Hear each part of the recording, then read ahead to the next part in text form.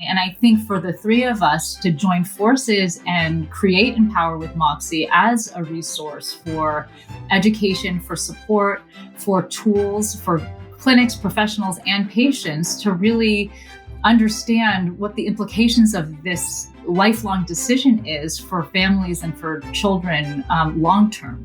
It's really understanding that donor-conceived people have specific needs and rights, and the donors, and this is true for gamete donation in general, I think, but specifically for embryo donation, where you have full genetic siblings raised in different homes with different parents. It's really trying to make meaning of that, make sense of that, and feeling confident in how to talk to children on both sides.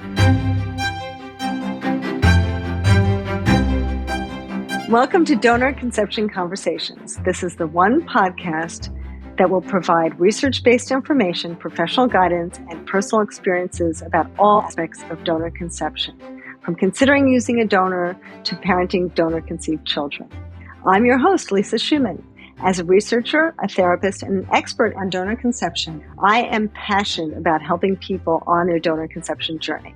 After decades of work in this field, working on site at some of the best clinics in the world, and through my center, the Center for Family Building, I have run workshops for donor-conceived children and have met with thousands of donors and recipients. I can share the tools and the truths that I've learned over the years to help you get the information you need, have a better path to parenthood, and help you tackle those tough parenting issues. If it's about donor conception, we're going to talk about it. And today, I'm lucky enough to welcome three wonderful guests, Gina Davis, Jennifer Vesbit, and Maya Grobel. These three women are amazing, and they joined forces in 2019 to create a company called Empower with Moxi. Their mission was and is to transform the landscape of embryo donation. At the time, they knew three things about each other. They had a deep passion to make embryo donation better understood. They wanted to make it more inclusive and accessible, and they wanted to build a bridge between the field of reproductive medicine and child welfare, where the long-term family functioning was just as prioritized as getting pregnant. So they had a big task at hand. They put this all together, and they come from very different places, but have a lot of common themes.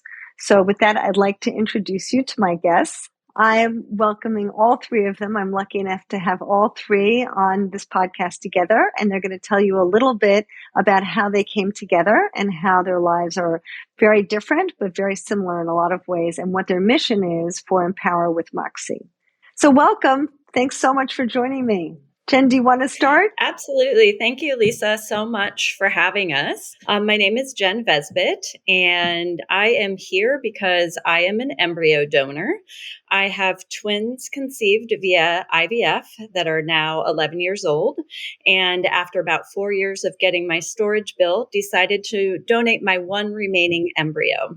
That one remaining embryo is now a 6-year-old boy being raised by his mother across the country from me.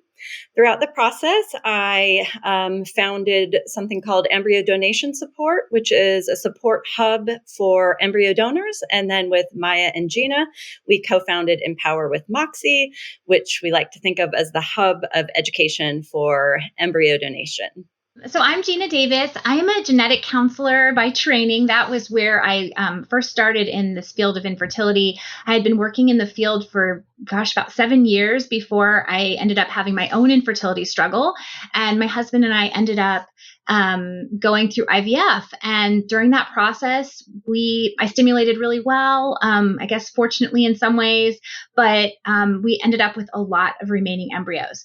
We were able to transfer 2 embryos that led to our 2 kids, and we then had a really big decision to make.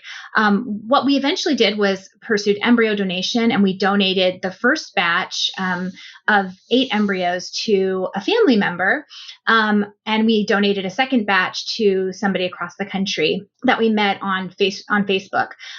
There's been a lot. It's been a long journey though. As somebody that has a lot of embryos to donate, the first transfer worked for my first recipient, and so they have a 4-year-old little girl now. And that's the one that is my family member. And then the other couple was not able to conceive a term pregnancy with a batch of embryos. So we have some remaining embryos that we're now looking at a new family to donate to. And it's just been a very long journey. But through that, I realized there was just a lot of needs in this space that weren't being addressed by the fertility community. And when I met Maya and Jen, I realized we could fill a lot of those gaps by providing education, support, and logistical, help to people that are trying to make these decisions. And I'm Maya. I'm the recipient of the group. I'm a licensed clinical social worker, so I'm a psychotherapist in this field. And I am also, after a 5-year journey to parenthood, trying all kinds of different things, I'm a parent through embryo donation. So I have a soon-to-be 8-year-old daughter. And I made a film called One More Shot with my husband about our journey to parenthood. And I think one of the reasons, I guess, why I got so interested in embryo donation. I mean, yes, it was my resolution to my fertility crisis, but also after the film came out, it was really interesting that a handful of people from all over the world started reaching out to me offering embryos. And mind you, this is a decade ago. So when we were going through all of this, and it was so I never, I went through a clinic. It was an unknown program. I didn't know anything about embryo donation. I just knew I needed to figure out how I was going to have a family.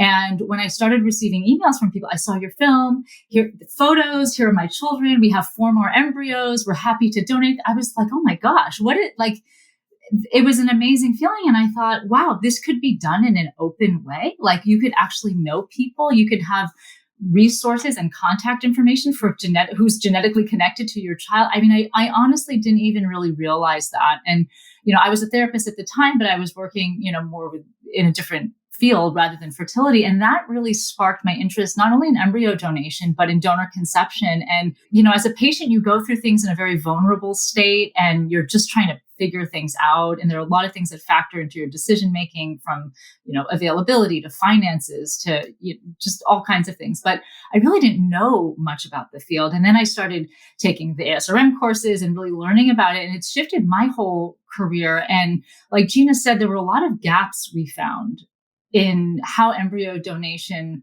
was both conceptual, like historically conceptualized, and sort of the adoption narrative that gets wound up in things. And also just how a lot of clinics were doing things. We thought, oh, maybe there's other ways to approach this. And when I met Jen and Gina, who were both donors in open ways, and they have relationships with their recipients and the children that have resulted, it hit a chord for me personally. And I think for the 3 of us to join forces and create Empower with Moxi as a resource for education, for support, for tools, for clinics, professionals, and patients to really understand what the implications of this lifelong decision is for families and for children long term.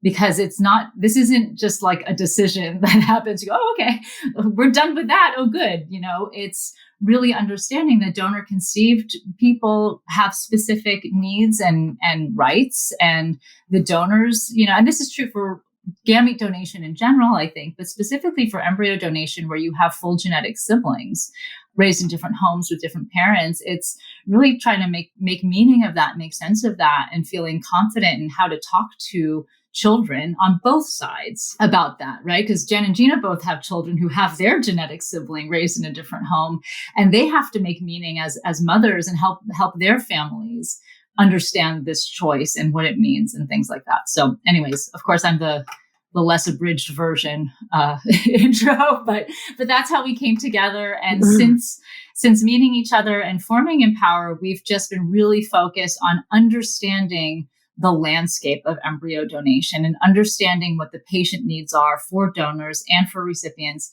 and the challenges that clinics have with, how to help people facilitate this. And we've done a lot of research around it too. And I know you're very evidence-based, Lisa, and you've kind of stay grounded in research, and that's part of your background. And I think part of what we really appreciate about you and having this conversation today, because we've also looked at the research, and the research shows that people delay decision making about embryos for 5+ years, because it's a really hard thing to choose to do. And these studies came out prior to genetic testing being so, PGT, PGS testing being so common, right? And so knowing, that you have good embryos or healthy embryos, knowing the gender or the sex of the embryos, like it adds to the conceptualization of the embryo and of what this means to donate and things like that. And so, the research shows that patients on the donor side really struggle to make a disposition option that feels authentic and good for them. And so while we're embryo donation specific, we also really believe we're non-directive. We really believe that all people need to make the best choice that they can for their families. And part of that is understanding all your disposition options and the implications of what your choices are. Yeah. Well, starting with that, I think one distinction that I talk about often and sound a little bit like a broken record, but I think it'd be good to just highlight first. Can you guys speak a little bit to the audience about the differences between embryo donation and embryo adoption? Because I think people don't really know what the differences are. And there are very big differences. I'll start. Well, I think it's really, of course, I think the terminology is very confusing. But when we are really grounded in calling it embryo donation, but truthfully, when people are talking about embryo donation and talking about embryo adoption, they are talking about the same thing. It's just that the way the semantics and the way that it's framed, I think, has implications. And the reason that we are really grounded in calling it embryo donation is because of the legal landscape. For the requirements for adopting a child are very different than receiving donated embryos. And what this can mean for family formation, the barriers it can place on recipient couples by calling it embryo adoption. But I think that some of the reasons that it's caught on is because the lay public, often they're looking for kind of a conceptual framework to explain this to their family members and their friends and people in their circles who may not have ever heard of embryo donation and don't understand what this means. So they say, oh, it's basically like adoption, except that I adopted this embryo. I adopted my child as an embryo. And the reason that we think that it can be problematic is because we think it can really, number one, it can hurt the prospects for recipients in order to, getting through all those barriers to become a family. Secondly, we think it can be really harmful to the overall construct of what IVF options might be available to people. If we start conceptualizing embryos as people to be adopted, it can really hurt all fertility options and maybe criminalize IVF and other ART procedures. So our concern is really, especially in this legal landscape, we really don't want to keep conflating the two, embryo adoption, because according to most people that are in this space, we consider it embryo donation. And there have been a few fringe organizations that have really tried to align it with adoption. And I think that can be really confusing for patients, because we consider embryo donation, even in open embryo donation situations, we still call it embryo donation. I still donated my embryos, regardless of the fact that I do know my recipients. I just wanted to add to that quickly. And I think sometimes the easiest answer to the question of what's the difference between embryo donation and embryo adoption is nothing and everything all at once. Because like Gina said, it really is essentially the same thing. But I just wanted to add what Gina said, for my recipient's son, my recipient, I think at first thought, oh, is it adoption? Maybe I'll call it that. But what she came to is, well, he's not adopted, and adoption is a very specific thing. And I don't want him conceptualizing himself as being adopted in the same way, if he met a classmate that went through traditional adoption, it's really quite a different experience. So I think a lot of people have the children in mind when they choose this terminology as well, and how the donor conceived children will really, conceptualize their origin story. Yeah. I also just want to add to that, which you probably have already come across, is that many of the groups that do the embryo adoption or facilitate the embryo adoption are groups that are usually exclusive for Christian heterosexual couples, right? And a lot of people who are using donor conception in general. There are, of course, heterosexual couples, but there are a lot of single parents and a lot of LGBTQ parents. And so those people, unfortunately, are also excluded from those groups. And so I think it's important, also for people to understand that. Yeah. Yeah. And I think that's really part of our mission, is when we found each other and met each other and started really exploring the landscape, we did see a lot of that the history and the narrative around embryo donation, was an adoption narrative, and it wasn't very inclusive to all populations. And so our education is really inclusive, and everything that we do, we keep in mind that so many different people may be exploring these alternative paths to family, to parenthood and to have their family. And that's a very core value for us overall, that people feel welcome and that it is more accessible for people, and that they have choice in not only where their embryos go, but who they connect with, and understanding this sort of extended family structure that some people are interested, or just, knowing that in our world today that's so connected, and that has, direct to consumer DNA testing obviously has huge implications, or has had huge implications for donor conception, and just the people are going to connect. And so it's important that, people have options and choices in that, and that everybody has a right to pursue parenthood in the different ways. Yeah. And so when you see people who come to Empower, do most people feel open about having an open relationship with their donors? Yeah, I would say, because we're leading with this idea of inclusivity and openness. And I think the three of us, we're really trying to normalize it also, that meeting people you don't know and trying to develop a relationship, like it can be challenging, and that's okay. And it's, we have resources. We have a whole education platform that has resources like how to date your donor or recipient, and just conceptualizing it and normalizing it in different ways.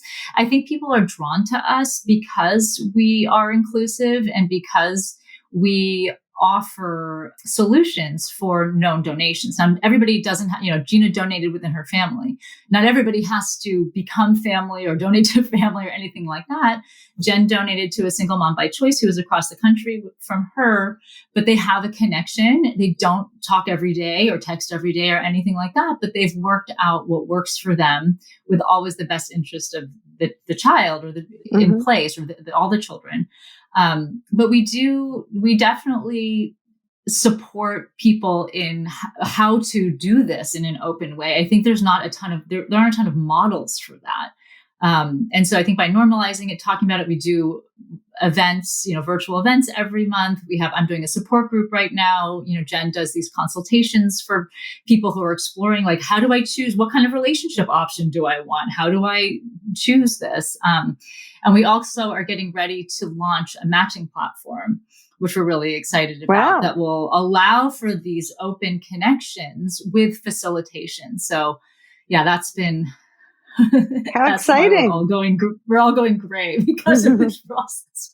That's so exciting. I wanted to add, because I think that Maya hit on it about the normalization. I think it's honestly, it's demystifying what these relationships can look like, and how they can develop organically, and really just to be vulnerable. Like one of the things that I think attracts people to us is that we are all open books about our stories, and we share, what's going on in our minds. We share, what we actually went through during the time we were making the decision. And because we are like, we get it. We were on the fence about our decisions.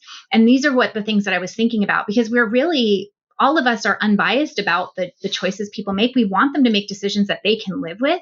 I think people are drawn to it because we're like, it's real talk. It's like, we're actually talking about, what does it feel like to, well, if we're on the donor side, what does it feel like to donate your embryos? What does it feel like once a child is born? What does it feel like to go and visit those children? What do our kids talk to us about? How do our kids conceptualize these things on a day-to-day basis? And on Maya's side, on the recipient side, she showcases that same thing. And I think there is a hesitation I'll say with a lot of recipients on the front end to open the door to considering an open relationship.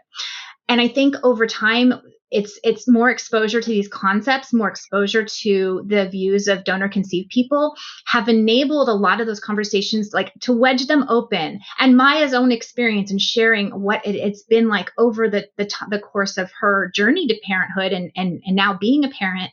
I think that we're leaving open the space of like, yeah, I might want that right now. I might want something more closed. And then over time, I know that I'll probably be more curious, and just leaving space for like those things to develop, and that for the donors to see the recipient's side of things and for the recipients to see the donor side of things so that they can come together more in harmony. And I think that's what's lacking a lot of times. If you just go into some of these Facebook groups and you just go into the donors group or you just go into the recipients group, it's like they're not really talking to each other. And that can be kind of a problem. You know, Gina, I'm not that religious, but all I can say is amen. Because this is, a big problem I think we are having, because there is this understanding about the child's needs and everyone is thinking about that. Very often that just folds into a shaming of the parents and making the parents feel really bad if they don't just kind of immediately get comfortable with it, immediately disclose, immediately just wrap their minds around it. There's really no room for them to warm up to it. And I know in my own personal experience, when I was about to adopt my children and I learned that I needed to tell them about their birth family from day one, my heart dropped in my stomach. That was my immediate reaction. Of course, I move forward because I knew that was in the best interest of my children. But it's a very difficult thing for a lot of people to kind of grieve that loss and to kind of really accept it in a very full way, maybe in a way that you've never accepted it before. I'm sure you see thousands of people, but the embryo donors that I see raise a lot of these issues like, well, this future child is coming from the same batch of embryos that my child was born from. And so I have this in my mind, and that's a hard thing to kind of grapple with. Or the recipient thinking, very similarly, like, am I going to feel this full ownership, and how do I get past these hesitations that I have? So I really applaud what you're saying, because I think there needs to be room for everybody to warm up to it in a way that we don't really allow people so easily sometimes. I was just going to add to that because, Lisa, we talk about that a lot. And that is because people come on both sides of the equation with hesitations, completely different hesitations. So donor hesitation might be, what if this child feels like my own? And the recipient hesitation might be, hey, I just want to have a child and I don't want to owe the donor anything. And I might not want communication in the beginning. And so I think what makes us unique is because, Gina and I are donors and Maya is a recipient. We've been able to learn both sides. When I was only working with donors, there were some things that never occurred to me. Like, it didn't occur to me that a recipient of embryo donation might need like some months after the child is born to just be a family and not be sending the donor a photo or things like that. So we've learned a lot from each other. And the thing that we always say is, when you meet a potential match, whether it's a donor or recipient, have something in mind in terms of how you want the relationship to go, but both parties need to be open for flexibility and feelings changing down the road, because once children are born, or once, my children, like, they feel very close to my recipient's child, like nice. Things unfold in ways that you don't always know. And one thing I really appreciated about my recipient is we both kind of went in with flexibility. Like, let's just see how this feels as it goes, as opposed to, on this day of the month, you'll send me an update and I'll expect it and I'll feel hurt if you don't. And we've been really open about our own feelings. She said to me once, I'm a very confident person, but I feel really nervous when I'm around you and I'm parenting him. And like, meanwhile, I'm having like my own set of unique feelings, and I don't want her to feel that at all. She's an amazing mom. So it's just really neat to be able to find somebody that you can have these open conversations with and not feel shame about it on either side. That's fantastic. Amen to that too. Yes. Yeah. And it's so much of this is the fear of the unknown.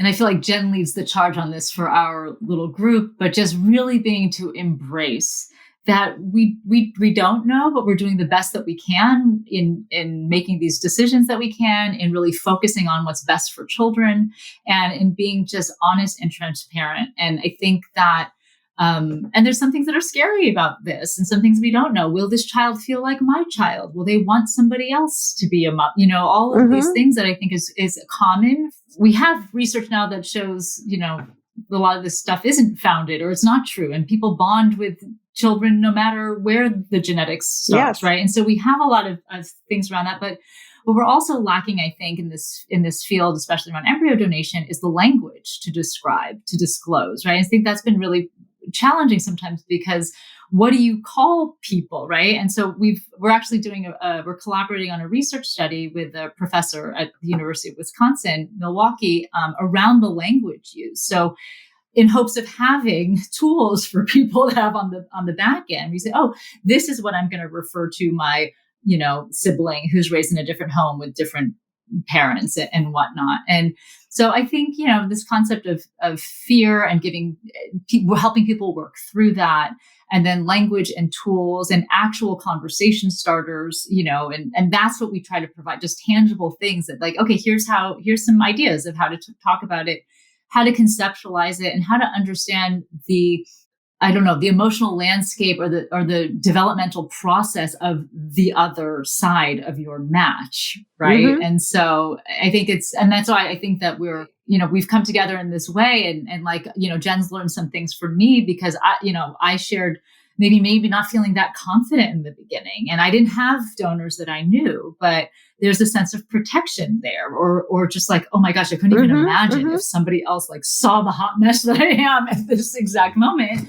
and really trying to get to know your child and feel that bond and connection. And once I felt confident, then it was like, oh my gosh, I don't have information that I wish I had, right? And then it became a whole other kind of thing personally. And I think that's where we're trying to help people see the bigger picture, but also respect the process and the development. And on the other side, Jen's shared her feelings when her recipient got pregnant, and it's like, maybe she didn't want to know everything all the way, or maybe there were feelings that come, and all of this stuff is really normal. And it's okay to have these thoughts and feelings. And I think just making people understand that it's okay is very valuable to us and very important to us. That's fantastic. It's great. So when people come to you, what do you find you hear most? I mean, we talked about some of these ideas about, fears. Are there usually about the fears, or about questions about how do I find an embryo that's healthy? Or, where should I go, or who do I trust, and what kind of legal documents do I need? What sorts of things are you hearing most? Well, I think the biggest thing I hear from donors is I don't know where to start. And that's especially if their current clinic is only offering non-directed or unknown donations, because, that is still happening quite often. Yeah. And with more education out in the world, people are choosing to have more directed known. So I think it's really, I don't know where to start. Maya, what do you think in terms of when recipients come? I think it's more like, where are the embryos, right? Yeah, it's how do I find an embryo? Like, how do I go about doing this? I think it's, especially in a known way, I think it is honestly somewhat easier when you go through a clinic and you don't have, you're the sacrifice is information, right? And I think there are some people, and I'm doing a group right now, and there are 8 people in the group, and it's really interesting to see the different paths. People are very determined when you're in this position, especially women. I hate to say it like that, but you are just determined. You're going to figure this stuff out, and they do it in really specific ways that feel right to them. But I think it's a little confused. The landscape is confusing for embryo donation, and it's very fragmented, and it's hard to know where to go and how to, and then if you connect with somebody, tested embryos or not tested embryos. What if somebody only has one embryo? What if it's like, there's so many decisions. I think it's very overwhelming. And then every clinic kind of has a different protocol. And so then we get people who come to us with, where do I start? How do I find an open embryo match? I think it's especially hard for people with diverse backgrounds. We see that a lot, mixed race couples, or just in general, I think donor conception's challenging when you have in diverse populations and things like that. But also, what do I say when I meet someone? And should I lie? If somebody says they don't want to donate to somebody who is XYZ or whose religion is this, that, or the other, should I not tell the truth, right? Because I really want that, right? And it's sort of really helping people tell the truth, because there are long-term lifetime connections being made. Yeah. And so really trying to help people make those decisions. But also my clinic says that this is the FDA rule, and but then I looked here and it's something different. And I think it is a little bit of a hot mess in general on the logistics side. And so and that's part of what we're working on with Moxi Matching, is not just matching people, but also helping to facilitate the logistics and really helping people understand, the FDA and, different elements of this.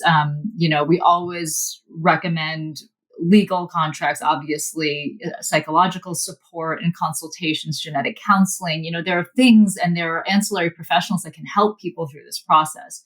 And I think once you have your team, then it becomes a lot easier to facilitate. But, sometimes it can be challenging at the clinic. Some clinics don't want to accept embryos that are shipped from somewhere else, and so we have solutions for this in different ways. But I think that's a lot of, I'm actually talking to somebody tomorrow, and the title of her email to me was "Help Me," right? And she matched with somebody, but the embryos are in this state and the donors are here and I'm here. And how do I make sense of this? Where do I go from here? I think a lot of that is an offshoot of, the clinics for years just doling out embryos in their internal embryo donation programs and making it really as simple as it could be, in a time where there were no at the time, there weren't any consequences to them doing this. So it felt like, okay, a solution to our patients that didn't conceive at the end of their fertility journey using their own gametes or even sometimes donor gametes. Okay, we have a batch of embryos in the pantry, essentially, that they could dole out. And I think that there's this huge shift because of DNA testing, because of social media, because of the voices we're hearing from donor conceived people, that suddenly those models, they don't work anymore. And we need to start bringing in the allied health professionals that can help, that can actually do the more complicated work that, it requires, the mental health work, the legal work, the genetic counseling work, that if we utilize those resources, we can actually make these families so much better off in the long run than we could if we just got them pregnant a little bit faster by giving them something that was just, here we've got some anonymous baby seeds, essentially, Maya likes to call them, that we're going to give you. And I think that as we move, though, there's this big obstacle with the clinics, that they don't like this. They don't like it's complicated. It's too complicated. And so we're in this place of trying to really shift those norms and trying to continue this conversation to say, okay, yeah, it's a little harder, but it's for the best of it's in the best interest of all the patients long-term, to just do it right. Absolutely. I agree with you 100%. And that is a tricky situation because you do have I've helped to create an embryo donor program at the clinic where I used to work. And we did have some people who said, yes, I'm willing to undergo genetic and psychological screening and all of that so that the recipients will know exactly what they're getting, right? And you don't know somebody at first. It takes, as we were saying, it's a long process of getting to know someone. So you don't know that. And people are kind of going in on blind faith if they don't know that. And so you want that to be possible. And certainly in adoption, we don't have that, which is, makes it tough, and you really have to take a leap of faith. And so it's so nice if you can do that in embryo donation, but not every embryo donor wants to do that, right? They sometimes feel like, in my experience, they feel like, what, this is enough. I'm giving this huge gift. I don't want to also go through screening and all of that. I feel like it's enough that I'm giving my embryos. And I certainly appreciate their point of view, but I think on the other hand, it's very difficult for the recipients.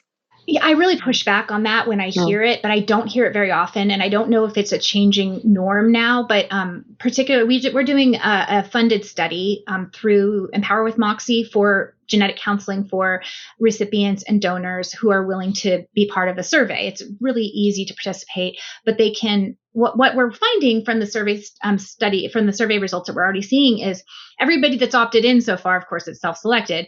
Everybody that's opted in is like really okay with this appointment to share their medical history, understanding that this is an opportunity to share it with a professional so it can be translated and to the recipient family in a way that's meaningful. And it's really not that big of a deal. It's, an hour long conversation. Yeah. And yes, we're going to gather your history in the best way we can. I mean, if we can get updates over time, fantastic. I think that when we hear that pushback from donors of like, oh, yes, I want to donate my embryos, but no, I don't want to do all these steps. I push back on it a little bit just because I feel like it's almost the least they can do if they're going to be offering, if they're donating these embryos, and that could be that family could, become a family that way. But that child is not that child that could result from that is such important information for them that I feel like if they're not willing to go through just a little bit of, phone appointments and maybe a saliva sample or a blood sample, it may not be something that they really understand the depth of what they're consenting to, because there's probably going to be a lot more questions in the future. And if they feel at odds with putting effort into just like those quick screening appointments, I'm wondering if they've really given it enough thought to become a donor. Yeah. And there aren't a ton of embryo donors out there. There's so many more people who want to be recipients, right? And so that I think I find that helps health professionals reconcile with, because they really agree that it's best to go through all of that. On the other hand, they want their patients to be able to have children. And, as you probably have seen, I've seen lots of people who wouldn't be able to have children otherwise, right? They've gone through IVF and they've done everything they can, and they are out of money, and they're right. And they just feel like there's no other way. You've been there, Maya. So, if it comes down to using an embryo from a family you don't really know that well, or you don't have that information on it, people can feel very desperate just to do it anyway. And it is tough. I mean, that's what happens in adoption. And, I can speak from my own experience. My son, I did 23andMe on my children, and my son is a cystic fibrosis carrier. And there's a lot of things in their genetics and in their background that I'm only finding out now that they're older. So it is difficult, but, I think it's tough also for the recipients who really are longing for a baby and don't have many choices.